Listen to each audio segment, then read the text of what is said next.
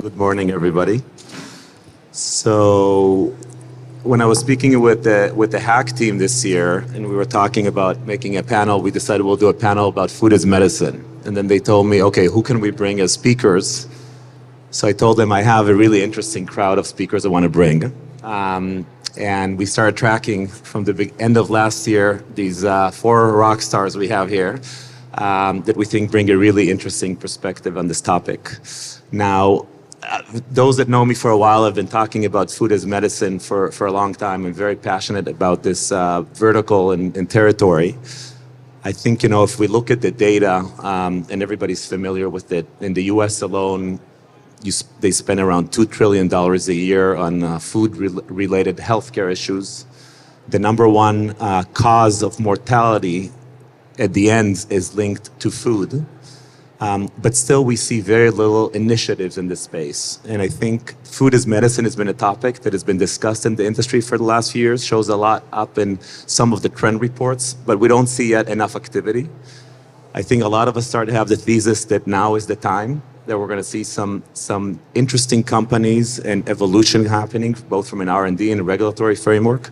And that's what we wanted really to talk about today. So I think what we'll start with is each of the speakers would introduce themselves. And if you can each also just say a few words about what does food as medicine mean for you personally. Hi there, everyone. I'm Anand Parikh, CEO, co-founder of Fythe Therapeutics. Fythe is a company that develops precision nutrition as the 4th pillar of cancer care, alongside surgery, radiotherapy, and traditional therapeutics. Background is started a company valued at about $2 billion today that used a ketogenic diet to treat diabetes. So it was very successful there, and then moved into cancer. What is food as medicine to me? I'll probably harp on this theme throughout the course of today, but I think it depends on what level of data you have. What's the quality of your data determines what is food. Is it a foodstuff? Is it a medical food? Is it a therapeutic? It depends on the quality of the data. And that's how I would think about it. Thank you. So my name is Nora Kaldi. I'm the CEO and founder of Neuritas. What we do is we use AI to discover new molecules called peptides to improve human health. So we make ingredient technologies that can be added to various products and improve human health. My background is pure mathematics, computer science. I worked in drug discovery initially and then went into the area of nutrition. And for me, food as medicine stems from the understanding. I saw shocking statistics recently where they showed, okay, the food industry is a 10 trillion industry causing a 6.6 trillion health issue. And that's massive. That is like crazy that this industry is causing so many health problems. And it comes down to the ingredients that we're using within these products. So how can we improve these ingredients? How can we make them healthier? And this is now possible through technologies like the one we have, where we create new ingredients to improve human health. Thank you. Hello, good morning. Richard Day. I am the VP for Medical Affairs at ADM. ADM is one of the world's largest food and nutrition companies, and me and my team are responsible for a pretty extensive clinical research program, a lot of which is focused on the microbiome. Prior to joining ADM, I was a hospital-based psychiatrist, so I hope that working in the food industry and also being a doctor at least partially qualifies me for this panel today. What is food as medicine? Well, literally all of the research we do is on the role of food and the microbiome in health. And really, the microbiome is now seen as a cornerstone of overall health and well-being. So for me, food fundamentally is medicine. Cool. My name is Adam Malonis. I'm very different than this group, no PhD. High school dropout. I'm a chef. Actually, I say I'm a recovering chef. A recovering chef, an irritated innovator, and a hustler, basically. I've got 3 companies. I've got a company called Chew, food and beverage innovation company, a company called Fast Food, cliche billboard here, in the sports performance space, and another company called Luminous. So for me, food is medicine. Frankly, I think through cause and effect, I think if all food is either medicine, it's either going to heal you or harm you. More often than not, it depends on dosage, like most things in life. So yeah, that's kind of my position. Thank you. And Adam, obviously with your role in Chew, you work with some of the leading companies in the world. We worked a lot together when I was in Mondelez, and you have a fantastic kind of list of big companies and smaller companies working with you in the industry. What are you seeing now at the moment are some of the kind of hot topics that some of the larger companies or the emerging startups in the space are trying to tackle? Yeah, look, I think most of this stuff is cyclical, right? And I think typically it's mostly being led by consumers. It's not a surprise that typically big companies, little companies, medium-sized companies will do whatever consumers want, right? I think we've seen it exaggerated in this plant-based meat analog space. I think, frankly, I'm that irritating guy where at all those different expos and shows, etc., I will go to each and every one of those stands and I will ask those founders, like, why did you do that thing? And frankly, more often than not, when you keep on asking why enough times, you eventually get to, well, shit, I saw an opportunity, everybody's doing it, I want my piece. And you ask the question, what's different about this product? And they don't really know. So if you think about somewhere the tail wags the dog here, right? The little companies do it, the medium companies jump on board, then the big companies, all due respect to big companies, but they'll jump on board, a few years later when it's borderline irrelevant. And so, I think all this stuff is cyclical. I think everybody wants to get involved in, custom nutrition. Everybody's different, this and that, but then you have a really hard time scaling it. So I think ultimately everything continues to move forward. I don't think it's exaggerated as it is in small companies, but I think these, smaller, medium-sized changes year after year, eventually, if you look at the food system, it went really bad during the Industrial Revolution. And then I think it's starting to somewhere rebound to something that resembles, if we stretch our imagination, food. But again, I don't think it's as dramatic or as exaggerated as small companies. Thank you. And just building off to this, Anand, when I heard the first time about Faith, I think it was around, a year and a half ago or two, when I think you came with your first, announcement of one of the fundraising rounds.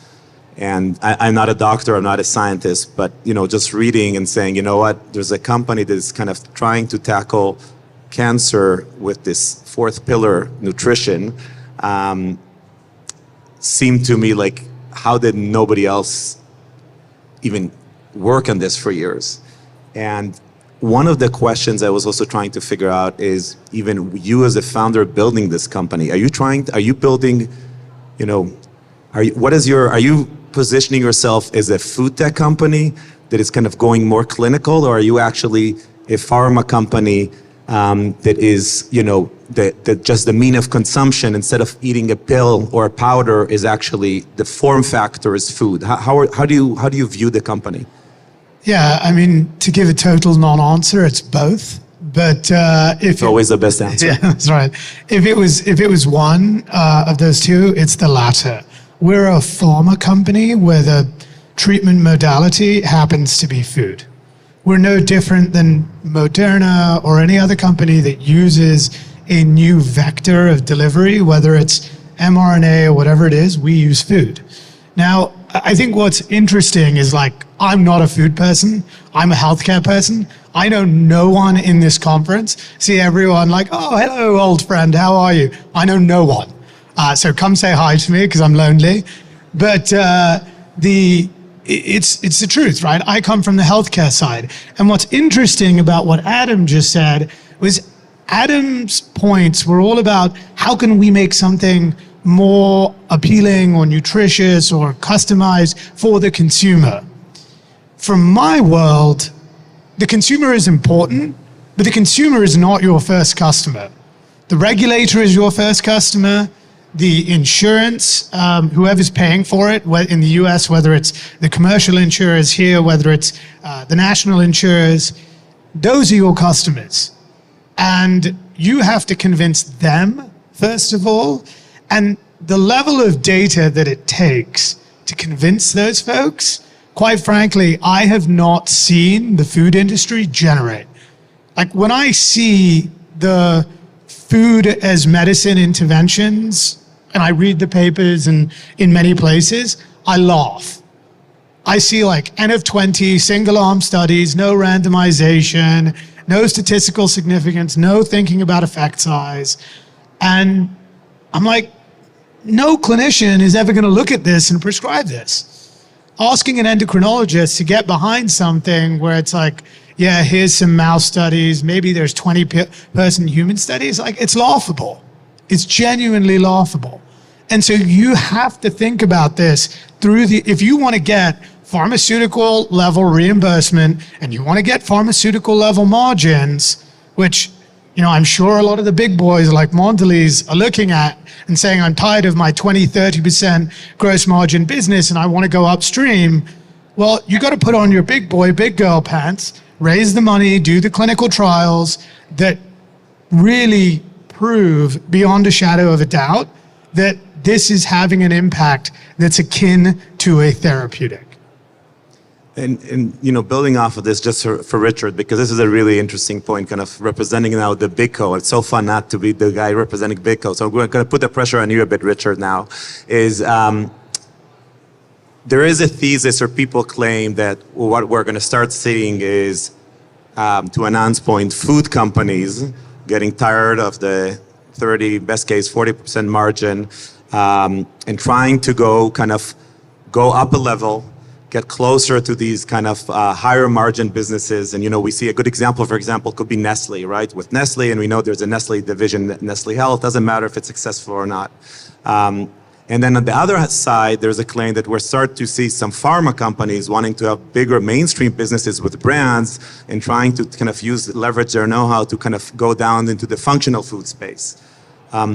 Do you believe that that's something we're starting to see? Like, where are you on this path with ADM?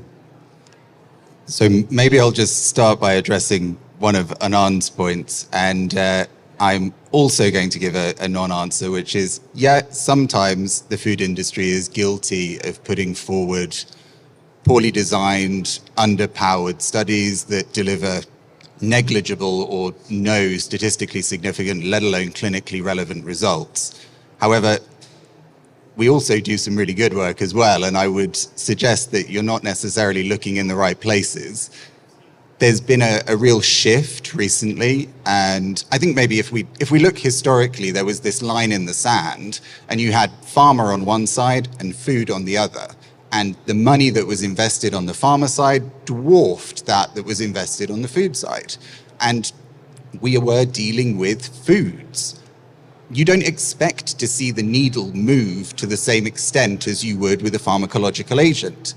However, to Gil's point, what we're seeing now is actually some of the pharma companies, or more specifically, the live biotherapeutic industry. So this is the bugs as drugs. There's a huge number of companies that are looking to turn microbiome products into pharmaceuticals. But what's happened for some of them is they haven't got the results they expected. So we're seeing that these pharma companies are now entering the functional food space or the dietary supplement space. And then the exact opposite is true, because you've got companies, your example was Nestle, I would say ADM. We're investing large amounts of money, a huge amount of resources, and we're working with super reputable academic institutions.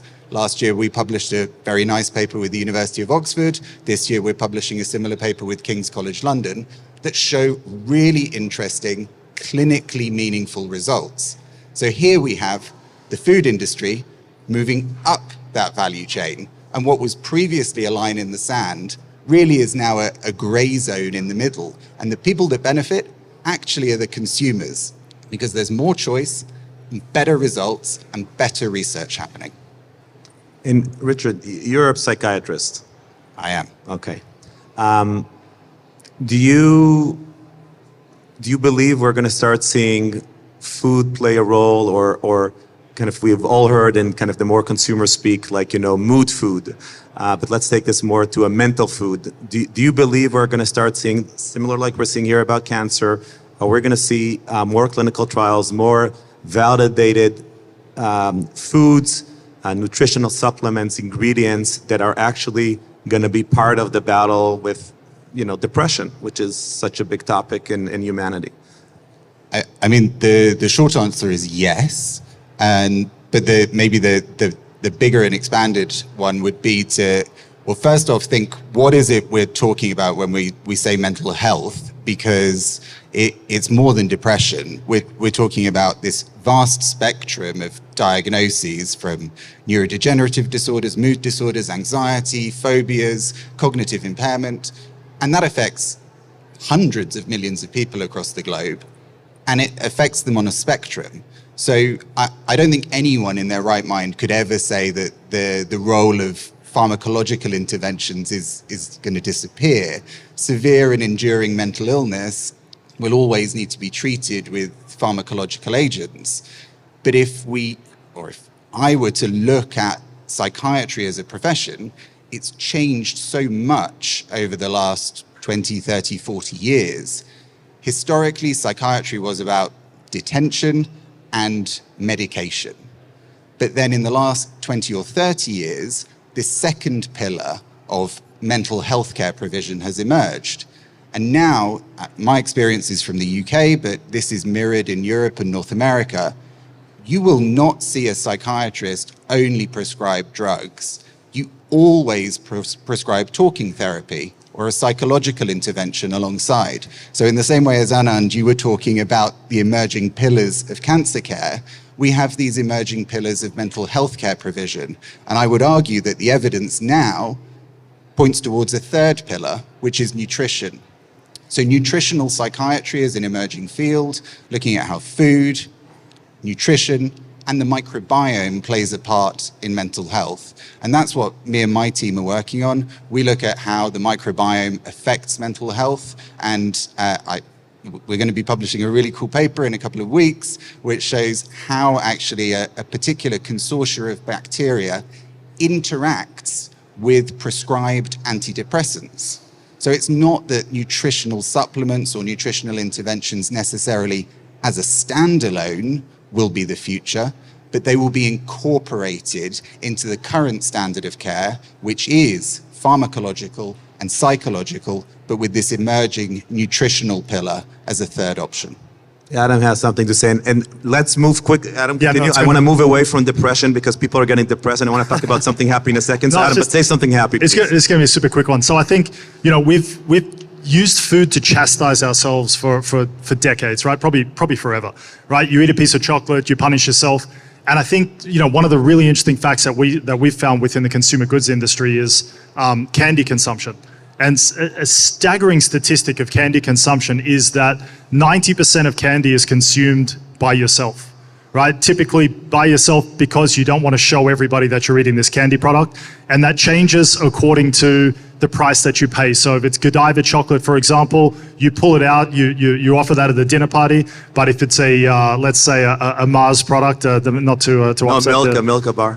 What's that? Milka bar. Milka bar. If it's a Milka bar, you're crushing that thing by yourself, and then you're punishing yourself for the rest of the day. So I think from a mental health perspective, the less we focus on the micro and the more we focus on the macro, it's also going to affect positively mental health as well. Cool. Okay, we're moving to Nora, and we're moving from depression to happy things. Nora, before we go into scientific stuff, I've known you for some years, and I had one question that I never asked you, but I have to ask it now. How did you get Bono and The Edge to be your first investors? I don't know if you guys know, Nora is Irish. Her first investors are Bono. I love U2, by the way. I don't know, anybody likes U2 here in the audience? Okay, that's good. A lot of U2 fans. A lot of So fans. somehow, I don't know, did they ever even understand what you guys do? No. It's funny. No, they do. They do? Oh my God. Okay. Oh yeah. So Edge is. Do they make decisions quickly? They make decisions quickly. Are they still betting? Are they looking they're- to other startups to invest in? Or no? They're basically, they're business individuals. They understand business. They've invested heavily and have succeeded in doing so. And Edge is very, he would have been an AI expert if he wasn't a guitarist. So literally. So they do understand very, very well, and they see this industry as an industry that's prime for change and innovation and need for innovation and solutions. And they saw what we're doing as something that was going to solve a lot of this. Hence the support and continued support. Okay. So if any of the entrepreneurs here, I know it's tough days, hard to fundraise. Anybody wants tips on Bono the Edge, go to Nora later. I'm sure you're going to share their numbers. But Nora, let's jump into Nuritas. We talked a bit about pharma and food. You've been dabbling a bit in the world of food and supplements. I've always felt that supplements are a really interesting segment, but I always felt that also supplements as a segment suffered historically, mainly in the US for many years, and still do, from this perception of a bit of a snake oil. Like, it's a kind of not that regulated. Everybody's claiming, eat this and you're going to fly. And people don't take so seriously the category. How have you addressed, and like, where are you positioning some of the basically functional ingredients coming from your work, and how are you viewing the supplement category?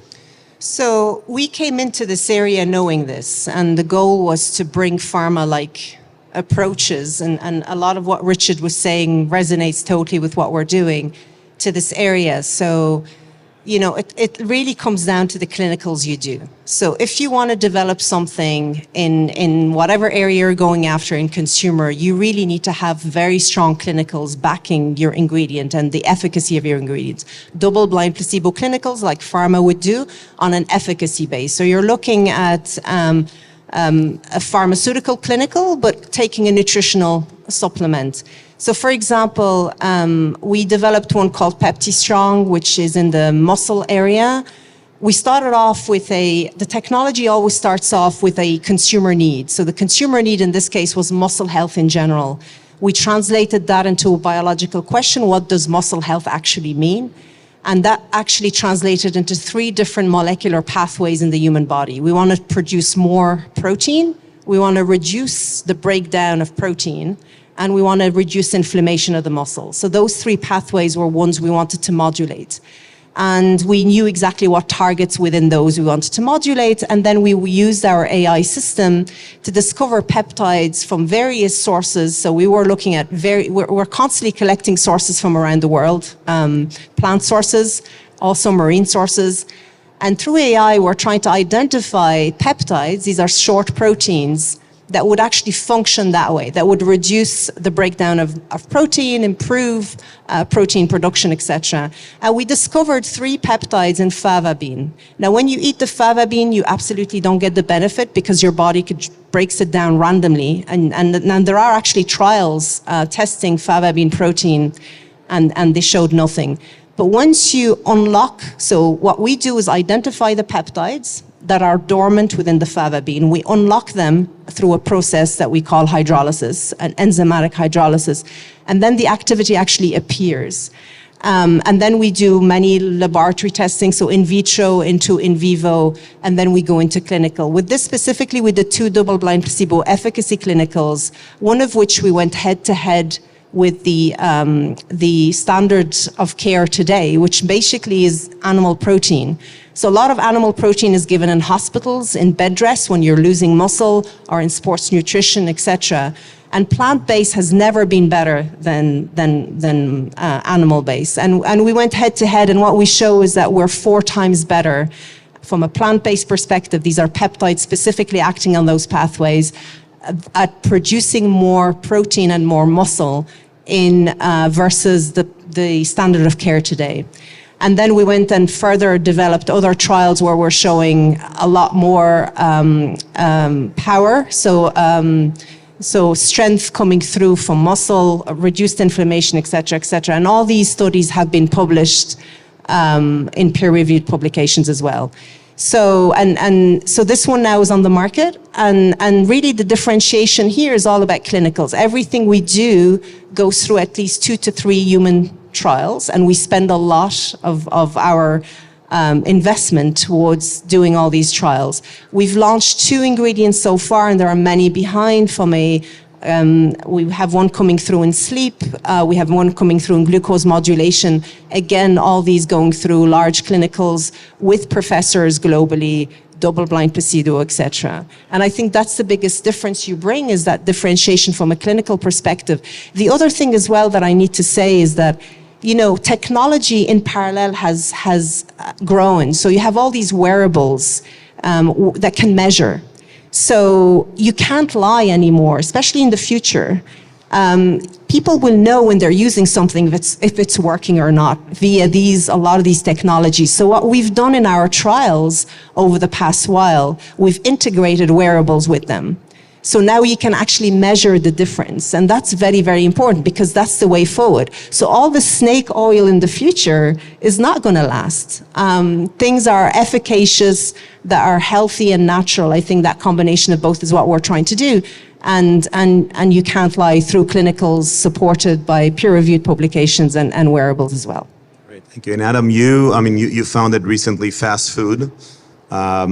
Since you became like a crazy triathlete and Ironman, you decided that, I understand you couldn't find anything on the market that took care of what you needed. Is Fast Food positioned as a brand in the supplement aisle, or No. is it snake oil? Most definitely not. No, look, I think most decisions in my life were born out of irritation.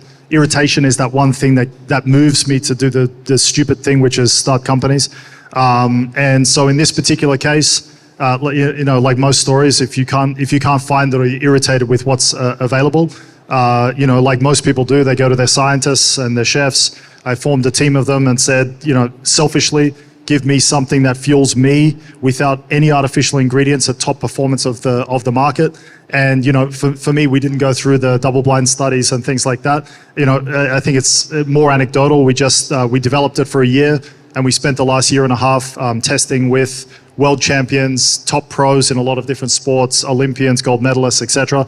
And they'll tell you the brutal, honest truth. And I think that's always the advice I give to anybody starting companies, is go and find a group of people, the largest group of people who don't give a shit for your feelings, who will give you the hard, honest truth. And we did enough of that, so that's our version of a double-blind study. People who don't care how we feel, they're just going to give us the honest truth. Great. We just have a few more minutes, and I think we would like to open it to the audience to questions. So I don't know if anybody has any questions. Yeah, there's somebody there, there's here. Do you guys need a microphone?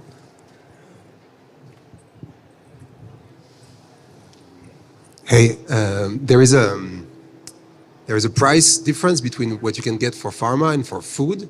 So I'm wondering whether you're able to generate sufficient margin to pay for the clinical trials. I can take quickly that one and I can pass it. In our case, yes. So the goal with the technology initially, because when you look at the area of whether it's dietary supplement, food, et cetera, lower margins than the pharmaceutical area, yes. And the goal with the technology was, can we invent ingredients faster? Because in this area, the area of food in general is not made to make new ingredients. They're made to use what already exists. So can we make ingredients faster, take them to the market faster, address consumers' need, as opposed to, for example, retrofitting what exists into a consumer need? You actually start with a consumer need and you solve it. So that was a big thing. And actually reducing costs. So because the cycles are short, so when we discover through AI, we discover it takes us a few months to discover a molecule, and then we can actually go into clinical because of the plant nature of it. So with the fava bean, for example, we went into clinical directly, and these are efficacy clinical. So we can shorten the cycle from discovery to end, making the ingredients cost effective for the market. So the margins are pretty healthy and yet fit the model, the industry model as well. Yeah.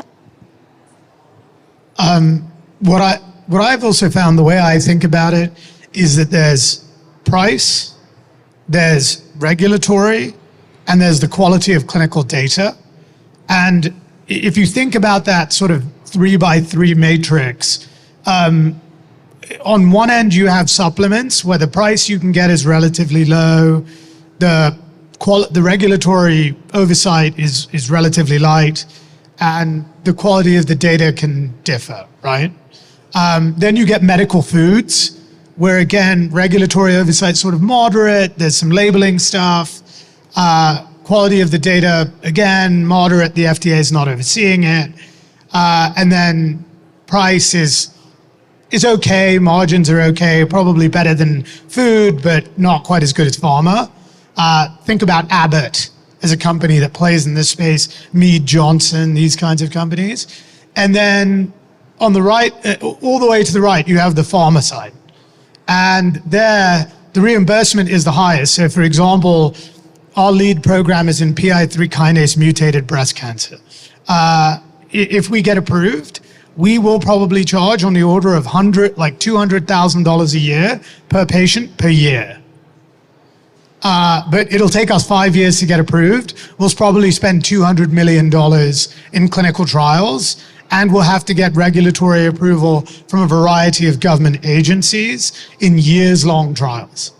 So there's just a matrix there. And it's not to say that things in those other categories can't be of an equally high quality, but the data bar is much higher the further along you go. So, sorry, just a related point actually to Nora's. It's when we're dealing with foods, there is an inherent safety already embedded within the product, which is what makes part of that development process much faster. So you need fewer steps to get to the market because, for example, with Anand's work, it would have required those early stages to demonstrate safety. One comment I would make to that is, for example, you gave the example of psychiatry, where talking about pairing food with psychiatric products, and it's really important. That type of combination therapy is very important, but you need to make sure that it is safe. So food is inherently safe when taken by itself, but you have no idea what a ketogenic diet might do to a schizophrenic that's on Abilify. So you need to do those trials together to make sure that you don't have drug-food interaction in the same way that you would do it with a drug.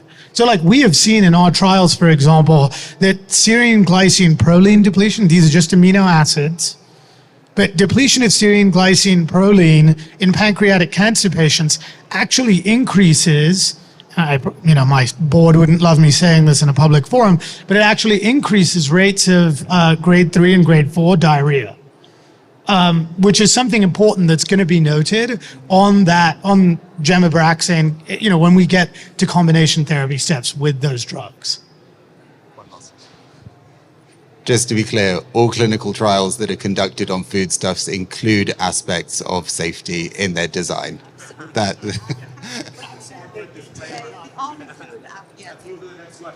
Okay, thank you. I totally agree on all the different aspects of the complex metrics talking about food as medicine. But, there's people who eat to live, and then there's those who live to eat, right? And I I would love to hear some comments about the pleasure of eating or flavor, deliciousness, because I think no matter how functional a food is, it all comes down to if it doesn't have deliciousness or taste good, people are not going to take it down the shelf the second time. So I know you said you didn't want to talk about consumers, but I'm curious to hear some comments about that. So maybe I might be one of the most qualified here to talk about taste. I spent the first part of my career only in very, very high-end restaurants. So taste is absolutely paramount, right? And I think, and I would also challenge, there's a portion of the population that frankly don't give a shit, right? I would say, generally speaking, the top 15% of any population, if you tell them that thing is going to make you live 10 years longer, but you've got to hold your nose to eat it because it's disgusting, they're going to consume it over and over and over again. They're going to tell their friends, they're going to recruit people to their tribe. I will tell you the bottom 85% of the population don't care if it makes them live 10 years longer. If it doesn't taste great, they don't go back, right? So I think there's a difference between trial and repeat, right? Trial, you're going to get a lot of trial based off function. you're going to get repeat based off taste. So if it doesn't taste great, then doesn't matter what it's going to do. People aren't going to keep on going back to it. Actually, on that, it was interesting because when we were creating our ingredients initially, we had to, because there's one thing to say we want efficacy, biological efficacy, but there's another thing to say, okay, it has to be commercially viable. And commercial viability means taste, it means it has to be stable within formulation, it has to be stable within baking goods, so it has to resist heat. And actually, we had to build, from at the beginning, we weren't really aware of that. This is going back at the beginnings of Neuritas. So we had to build predictors, AI predictors, to predict not only for efficacy, but predict for stability within hot things, because obviously our ingredients are not just in the supplement world, they're in the food world, medical food, etc. And they need to be baked sometimes. So they need to resist heat, but they need to be neutral in taste. So they need to be orally available because they have to be given orally. And all those we had to build predictors for and integrate them at the very beginning when we're in discovery at phase. We discover not only for the biological function, but for all the other factors that make a product successful or not. So it's true. I've got a good story about this. We actually fucked this up horribly because this is not our background. We're scientists, right? And so we fucked this up horribly and actually had patients telling us this food is disgusting, we can't eat it. And we hired Adam's firm to help us. So yeah, it's really important.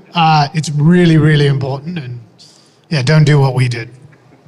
So guys, we have to wrap up, but thank you. I learned a lot personally, hopefully you guys as well. Special thanks to Adam, Richard, Nora, and Nanan. Actually, most of them flew from very far away. A lot of them gave up amazing conferences of their LPs and investors, and others have been traveling around the world and just coming this morning. So really appreciate it. Some of them had to give up some training for Ironman.